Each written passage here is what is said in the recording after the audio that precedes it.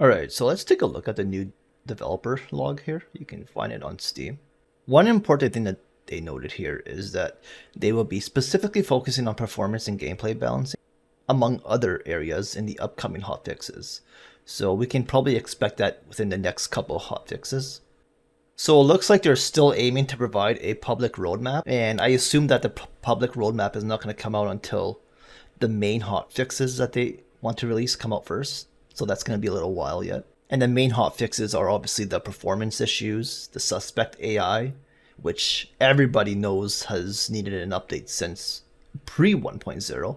I don't know why they made it worse in 1.0. Hopefully they actually listen to the community this time and actually balance it correctly. But it sounds like they will based on this devlog. So here's one of the main things that I really want to address here. Is further work being done on suspect reaction time and game sense? So they did answer this by saying, yes, we are working to address these systems to make the process fairer. And then they go on to actually admit that the suspect AI aim, reaction, and game sense can sometimes be too fast or accurate for what should be expected. So at least the developers have finally actually admitted this. I think this is the first time that I've seen them admit to this, so they might actually be taking this serious now. I mean, fingers crossed on that one, right? And then they go on to say that currently auditory sources are a large factor of whether suspect AI can determine your location and how they may react to you. Now, this one was a no-brainer, right? Everybody knows that the louder you are, the easier it is for people to hear you, right? That's normal.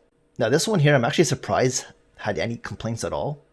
I think the taser being in a tactical is better, because the devs even said themselves here, the taser was moved to the tactical slot to address a growing desire from players to carry a lethal sidearm. So basically you can take a lethal sidearm with you and you can take a non-lethal. So it gives you more flexibility with your options, right? Alright, so here's another major complaint that I hear from people in the community. Our suspect AI intended to be able to shoot through walls. And the developers admitted to a degree, yes, which I agree. To a degree, the suspect should be able to shoot you through walls, but they shouldn't be able to fucking track you and instant tap you right through the wall, which happens fucking a lot.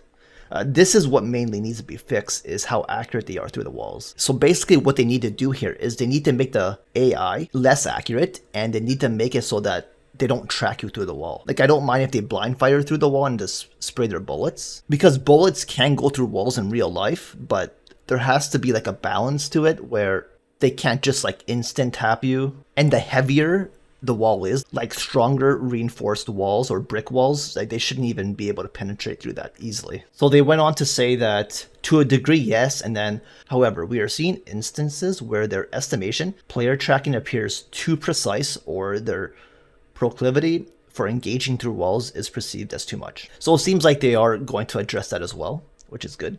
Now, this is one that's going to be important to read here. What is the system of suspect and civilian stress and morale? And how does it affect my gameplay? Example, with grenades. So the developers did address the morale system here, but they kept it fairly basic. But one thing they didn't mention is how sometimes a suspect can be bugged, because there's instances in a game where sometimes no matter what you do, you can throw like a flashbang at them, you can wait for them to recover, and you can tell them to lay down. But no matter what you do, the suspect will not comply, and they'll just be completely bugged out. So hopefully they're aware of that bug, because that needs to be fixed. It can completely just ruin your entire game if that happens to you. One other key thing that they've addressed here is I'm trying to find the last civilians in a level. Where are they? Everybody knows how annoying it can be to try and find the civilians. Another thing that's annoying is bagging the weapons, which they've never addressed in this. So hopefully we can see an improvement to that as well. Personally, I would just like the weapons to be auto-bagged. Let's say if you're playing with the SWAT AI, the SWAT AI should automatically auto-bag everything. You shouldn't even have to do it. If you're playing solo, it should just auto-bag itself, like as if you have the SWAT AI there. This is like a major concern, because sometimes guns can get stuck like under the floor or in between the stairs, and there's absolutely no way to get the gun and if a gun is like bugged into the stairs, you can't get it. It's lost. So that can ruin your S rank. So all guns should be auto-bagged automatically. That would just be a quality of life improvement for the game. As for the civilians, they do need to make it easier to find the civilians, because sometimes when you run around and you start yelling, the civilians sometimes won't say anything. They'll just be on the ground with their hands up, but they won't say anything. So you'll just be running around and you'll run right past the civilians because they're not saying anything. The devs did address this by saying one effective way to locate civilians in this situation is to call for compliance, to which they should often reply with a voice line, which is not always the case. Sometimes they don't say anything at all. So they need to fix that. And then they said, how can I create cinematic videos or screenshots of my mission? This is the community wanting a photo mode, right? But instead they reply with, the in-game replay viewer provides an excellent way to take cinematic captures of the game. Why do people need to use an in-game replay to take cinematic captures of the game? Why not just add a photo mode to the game?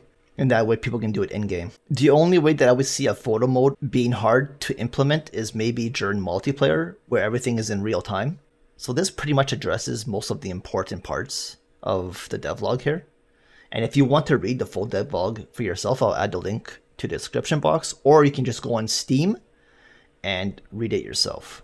And okay, so that's it for the video. I'll see you guys in the next one, and thanks for watching.